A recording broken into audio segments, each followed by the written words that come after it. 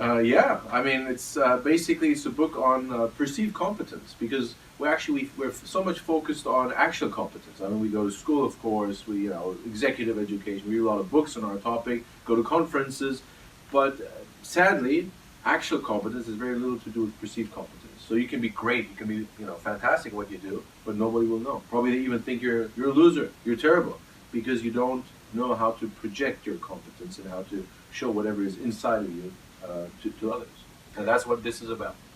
And is that a problem in a particular segment of society? Do we all have that problem a little bit? Where do you see perceived competence getting in the way of actual competence? Well, I see that sometimes people are very good at their job, especially people who say I don't want to focus on just showing my competence because I just want to do a good job. That's what I'm paid to do. But the problem is that you can do that, but people have a very hard time judging your actual competence because they don't know. How do you know if a certain politician is really doing a good job? We see They them aren't. I can tell yeah, you. but we don't know. I mean, you see them, or Steve Jobs. Was he doing a really good job? I mean, Apple did quite well, but do we know how he was as an executive? Well, now we know some stuff, but by just looking at some of his speeches and talks, because he's a good speaker. But do I know that he's good at work? You have to talk to one of his staff and to really find out. And that's the interesting thing that we think we know so much about people. If I asked you, well, do you have a good hairdresser? I mean, you look fantastic, of course. But was it that difficult to cut your hair like that? And yet you probably have your favorite hairdresser. Well, why? What is good about him or her? And when I ask people that question, they say, well, she's very nice. Well, yeah, she's very nice. Or well, it's very clean place. So that doesn't have anything to do with your real competence. So we have no idea, and that's the interesting thing, what to base our judgment on. And if I ask people, they're terrible at judging real or actual competence, I call it. So interestingly, there is something called what I call perceived competence, how we're perceived, and this is, in my opinion, much more important for your success, how you're perceived. So I'm not saying that you should fake it. I'm saying that whatever it is you can do, what you worked on all your life, you have to focus if you want to be successful on actually displaying that competence. Because if you don't, other people will be more successful than you, or probably much worse than you. You probably know you've seen people get away with anything because they really know how to work these dynamics.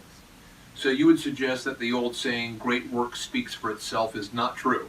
Unfortunately not, especially as the world is becoming more complex, that we really have to have people we rely on, people where we say, wow, he can or she can navigate me through these difficult times because, so much stuff is happening that we just can't judge. There's so much, some result is good, if you're a lawyer, and something works out, something doesn't work out, a doctor, you're healed or you're not, or, it's kind of something in between.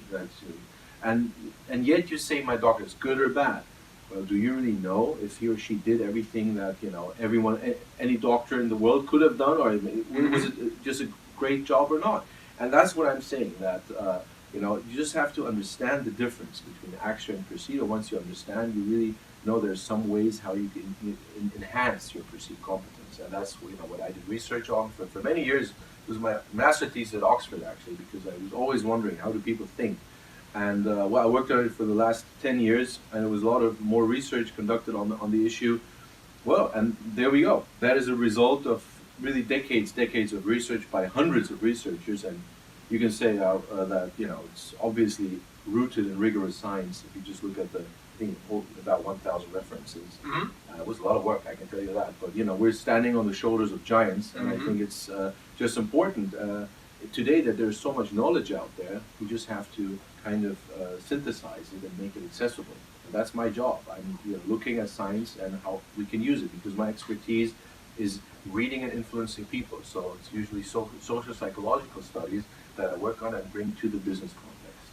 Mostly with negotiations, because I'm a negotiation advisor, but this is part of negotiation because you don't have to negotiate about price if people think you're the best. You don't have to haggle, because people are willing to pay premium prices for people they think were the best. And that's what it does. You read the book and you know how to make people think, wow, be in awe, and think she or he is the best I've ever seen. And yes, it has nothing to do with your actual competence. Kind of sad that it's, that's the case, but that's the way the world is, Well, I would assume at some point your actual competence is going to show through. So you could probably fake it for a while, Yeah. and maybe for a long while. Mhm. But at some point, someone else is going to come along who's more competent, and by contrast, it's going to show through. By all means, and I always observe that some people fake it, and they get away with it to a surprising extent. And I'm always surprised, but I wouldn't suggest you should do that at all. I think that because long term people will find out, and they just kick you out, boot you out, whatever. But this is these are techniques. If you do a good job, if you're pretty good at your job, it doesn't actually hurt to be perceived as a bit more competent than you are, Mm-hmm. because of a self-fulfilling prophecy. If people think you're a loser, they will treat you like a loser, and you will actually become one. You'll make more mistakes because you're scared.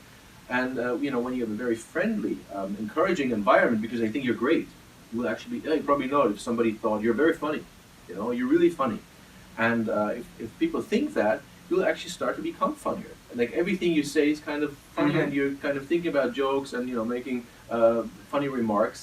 That's a self-fulfilling prophecy. It's the Mhm. same when you're perceived as being incompetent versus competent. So if you're perceived as being a little more competent, you actually become better at what you do. And in the book, do you offer hints for showing greater competence?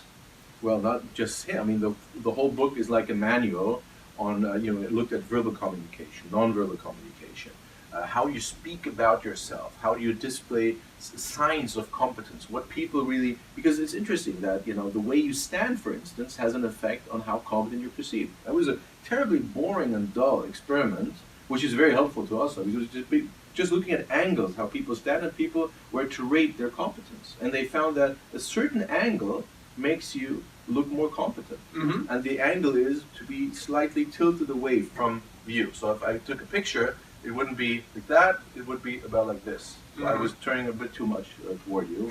I'm apologies for that. Have So you it lost would- competence? I know. I hope not. But this would be the perfect angle. The way you sit, so this is pretty much it. This is also pretty good. It's asymmetrical. Your hands on your knees. Actually, you're doing a good job. You're not. Well, actually, thank you. you read the book. So So. I'm feeling more competent as we go on. Yeah. Yeah, now I know. I feel so much respect. I was wondering. It's the way you say That it. must be it. Yeah.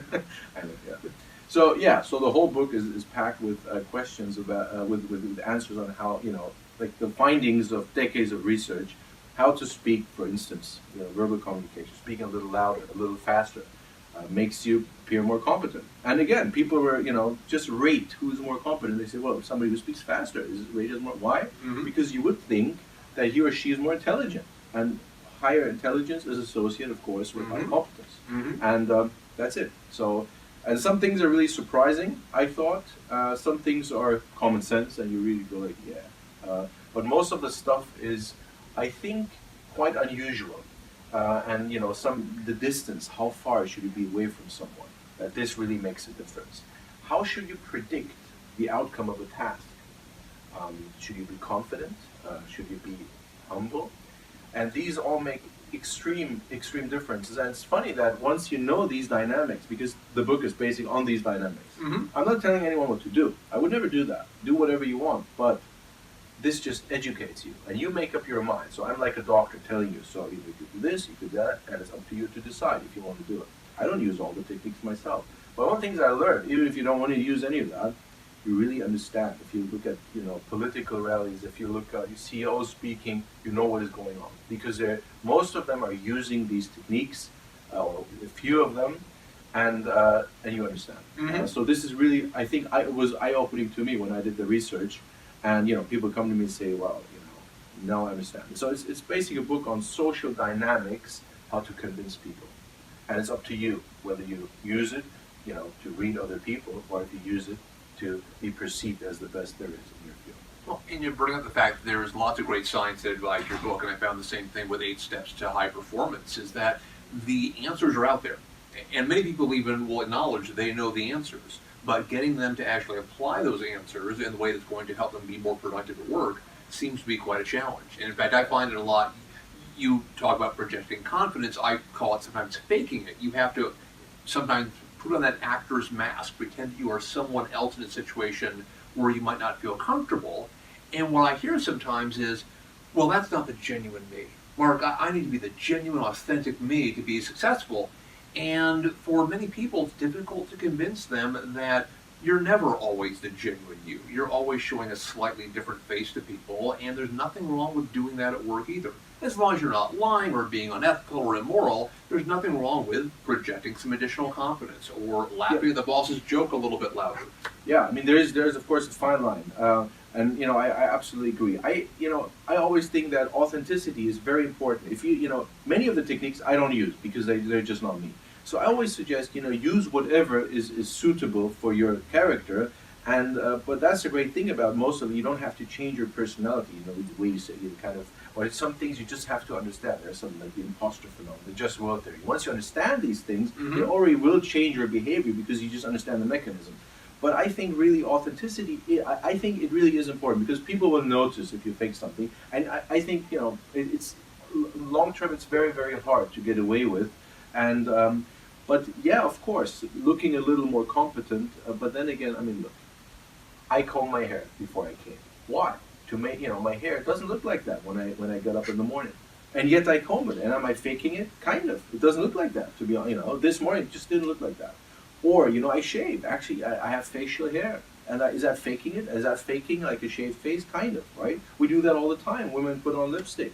They go to the hairdresser. I mean, they wear high heels. Why? So they look taller than they actually are. Mm-hmm. So we're all faking it to a certain extent all the time because we only have one life and we want to have the maximum impact, of course. And I think, as you said, and I absolutely agree with that, you definitely shouldn't be lying about anything at all. But, making it... like wearing, I'm not telling people to, stuff socks in their bras, metaphorically speaking, but I'm telling them to wear a push-up. Just, it looks nicer, right? Mm-hmm. Just to frame whatever it is you have in the optimal way. That's the idea. And I think, especially, I mean, I see so many people are very good at what they do. Lawyers and doctors, and they're terrible at selling themselves. And they always have the problem to say, why does he or she get the promotion? And I go, well, I know why. Mm-hmm. And, after the book is out there, no one can say that I didn't know. Well, you should know because it's out there. And we know. The knowledge is out there. Like you say, there's so much knowledge out there. And if you only start, everyone writes a book. Sometimes, you read a book or I just look at a book and there are no citations. I know you always like to cite other studies.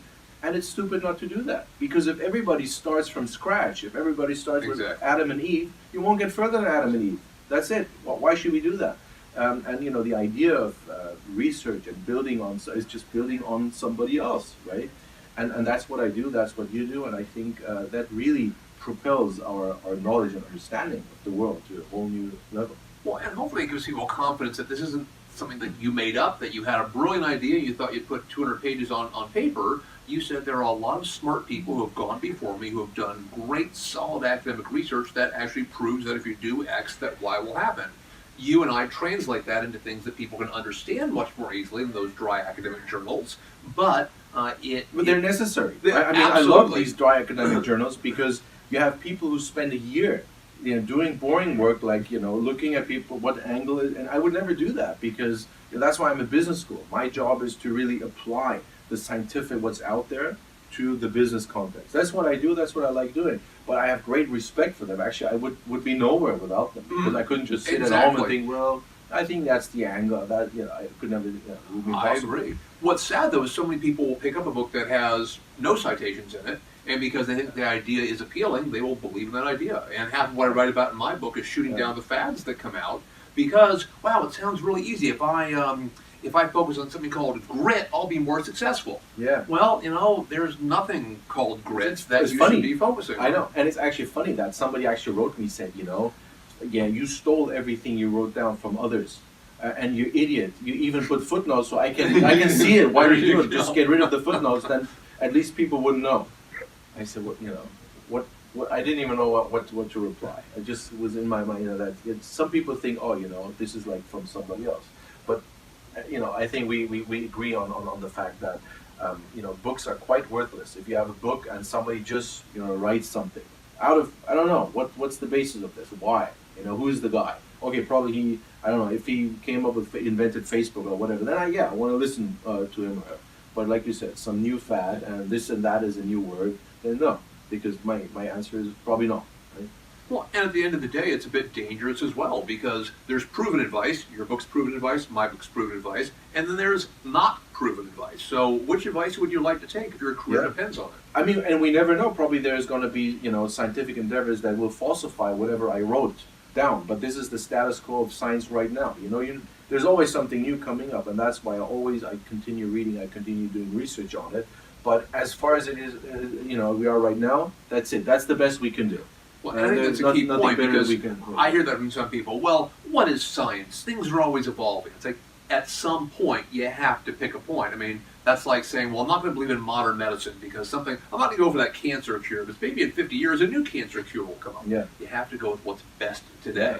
And especially in the science that you look at and I look at, this is classic, 50 years, 60 years proven. These are not things that someone did a study yesterday and we think it's going to work. A lot of your work and my work relies on just core human psychology, which hasn't changed in ages and won't change in ages. So I think folks hopefully can believe that maybe it's not absolutely true forever, but it's pretty darn true today.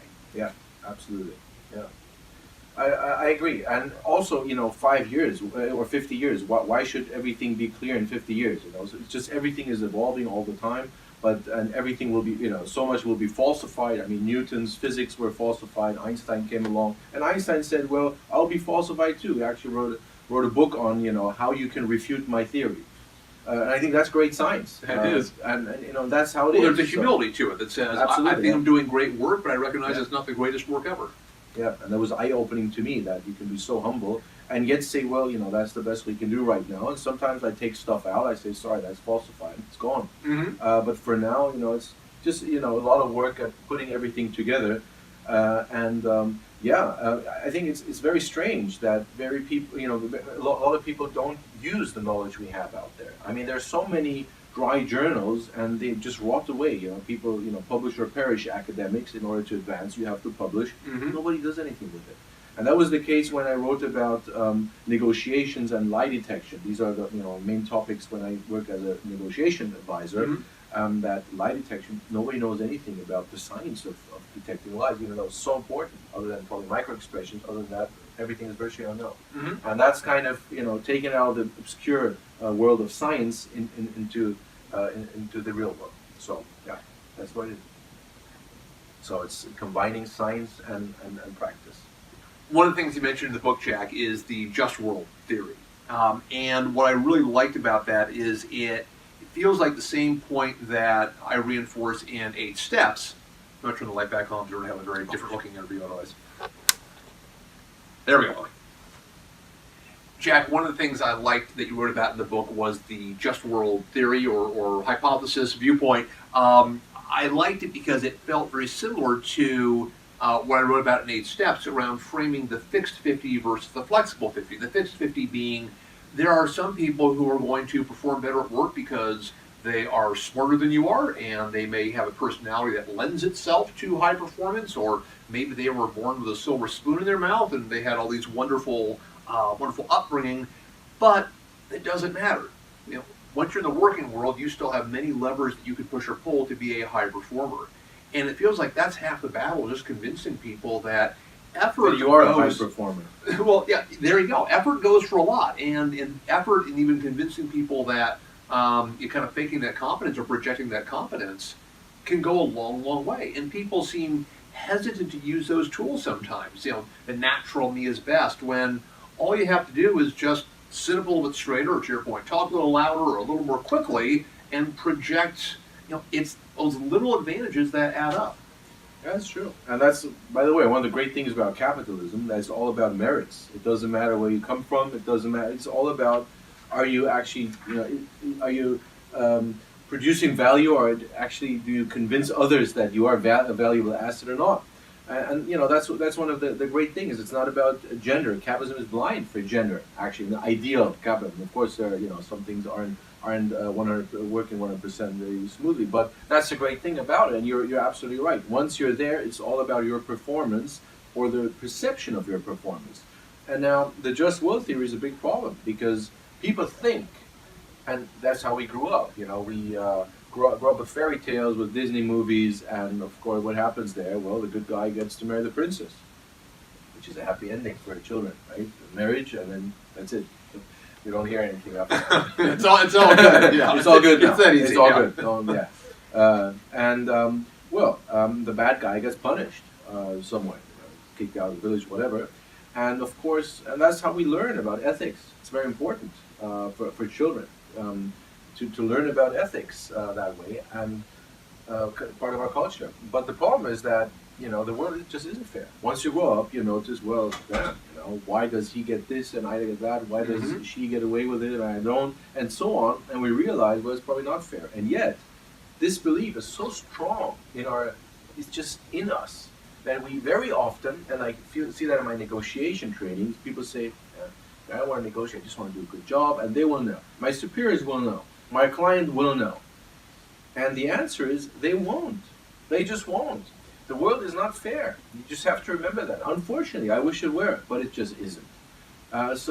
Just doing a good job does not speak for itself.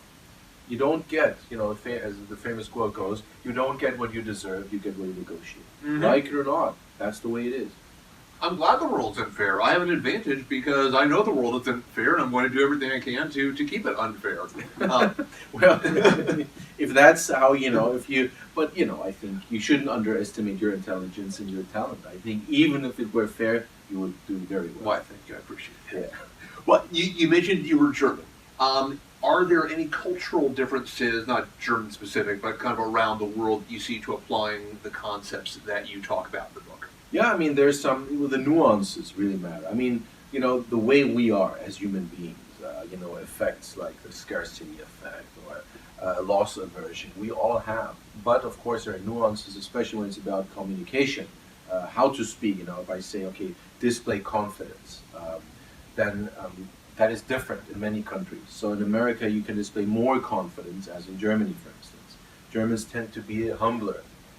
Even though then I was in Jakarta giving a training, and they said, "Oh, Germans are so, with their swagger." And then I said, "Oh, okay, whoa." So there's some countries in Asia, and they see Germans. So these are the nuances, but the mechanisms are the same. But once you're within the country and the culture, you kind of understand it. That's something no book really can teach you. You need some tact, some finesse for that to really apply to whatever culture you're in. But the great thing is that the dynamics, the human dynamics, are the same.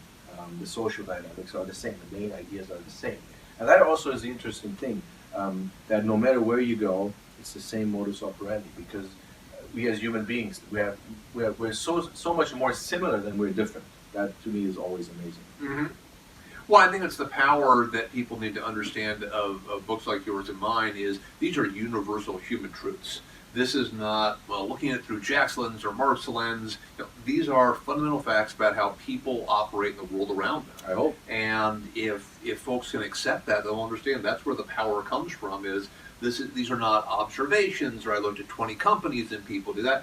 These are the foundations of human behavior, the foundations of human performance. Yeah, absolutely. And cornerstones of our thinking and of our perception. And that's also one of the reasons I like magic so much, and I perform as a mentalist, is because when you do that as a performing art, and that's my hobby, you really understand how humans think. This is it's like an optical illusion. This really teaches you how human beings think and how we are deceived, how our thinking goes. And that's what I'm interested in. I'm reading people, influencing people. What is the modus operandi of our brain? And once we understand it, of course, we can influence it to our advantage. And and I hope I'm getting closer and closer. I think, and that's what was so fascinating too. And there are more studies out there, and you kind of understand. Oh, this goes together. So the chapters I put together are sometimes very different research projects, but then they kind of go together. And that to me is very rewarding. And but I'm excited. I'm always up to date. So if I publish it, or if I have a convinced too, there's going to be new stuff out there. But I hope, and I've been working on this topic for 13 years now. Not much has changed. Like the main things have stayed the same, and that to me is a good sign. Yeah, I would find it hard to believe that looking at all the citations in your book, that that material is going to shift overnight. Again, we're talking about fundamental ways that people interact with other people. They probably haven't changed in thousands of years, as sophisticated as we'd like to think we are on a daily basis. But so much is still driven by our brainstem, by the by just core elements of our psyche that Absolutely, yeah. I agree. think we pretend that we're very sophisticated. We're probably more closer to the caveman than we might like to think we are. One of the things I mentioned in my book that I'd love to get your thoughts on is the power of connecting with people. And for introverts like me, the thought of connecting with people is about the scariest thought that there is. But the science is unbelievably clear that if you build a strong network both inside work and outside work, you are going to be a higher performer. And inside work, or within work, it says, especially your peers. We oftentimes forget about our peers. We think, well, I get along well with 6 out of 9. That's fine. Science would say, no, you need to have great relationships with them all. And sometimes for introverts, that means you need to fake caring about these people, and you need to fake feeling good about interacting with them. Fake not meaning that you should pretend you like them, but sometimes it actually does mean that you need to project the best possible face to almost project competence of being someone who networks well. Because while your peers can't uplift your career, they can certainly hold that career back. And I'm just curious if you have maybe a reflection on that thought, kind of the ability to connect as a way of projecting confidence or projecting competence. I mean, interesting you say that. You know, these days you don't only have to, have a good relationship with your superiors, but also with your peers and even with your subordinates. Because these days, whatever they say will be taken seriously. It wasn't like that 50 years ago. Nobody cared what the secretary said about you. It's not like that. I mean, just watch Mad Men or something. It's different times, And so that's absolutely one thing. I find that that there's some ways, and if you really don't like somebody, like I would have a hard time pretending I really like somebody. But I think, and sometimes in negotiations we have the problem that we negotiate with somebody, we really disrespect. We think it's stupid, irrational, but we have to deal with them. So what do we do? It's a very common problem in the negotiation process. So what we found works very, very well, is to find something that you respect about the person. Because you can respect somebody without liking them. You can actually strongly dislike somebody and yet respect them for something. So we found that if we look for something, and that's what Ralph Waldo Emerson said, the great author, said that everybody has something, knows something we don't know. So if you find that, and I always practice on taxi or Uber drivers, I just have a conversation with them, and the interesting thing about small talk is finding something that they can talk about that is interesting to them. And even if it's about, I don't know, hockey or basketball, which I don't know nothing about, once they start talking about it, and I see, wow, they know so much about it, they have such an enthusiasm and deep knowledge, I respect them for that immediately. And that is one of the tricks, kind of, if you're dealing with people you don't really like, to find something, not something you have in common, not even necessary, which is also good, of course, the similarity attraction hypothesis is very strong if you connect with similarities, but that's not even necessary. Just finding something you can respect and so on. Whether it's his dress of his style, whether it's what he said, what she did, it doesn't matter. One thing you respect, and that can make the difference in the relationship. Well, I love that point because it suggests you don't need to love someone to have a good relationship with them at work. If you say, look, that person does X a lot better than I do, or I admire the way that they do Y, maybe there are many things I don't like about them, but if I can seize on that one positive element or that one area that I admire them in, I can start to forge that stronger relationship. Yeah, I mean there are lots of examples in the workplace where people didn't like each other and worked very well together for years. And that's quite interesting that think they love each other and they didn't, not at all. And yet they said no, we just had a respectful relationship, and that's fine. That's good enough. So and there's some research conducted on how to be likable, because likability is very important for your perceived competence to convince somebody. Because if you're more likable, you will be perceived as more competent because of the halo effect. Now there's a lot of comments. I mean, we know how to make ourselves likable. Right? So, I mean, pretty much, you meet someone, you smile, you're nice, you take a shower before you go in, whatever, all this stuff. I mean, we usually know that. But there's some things we don't know. There's some things that are a little, interesting, like the respect thing, which is a little tip, but I think it makes all the difference.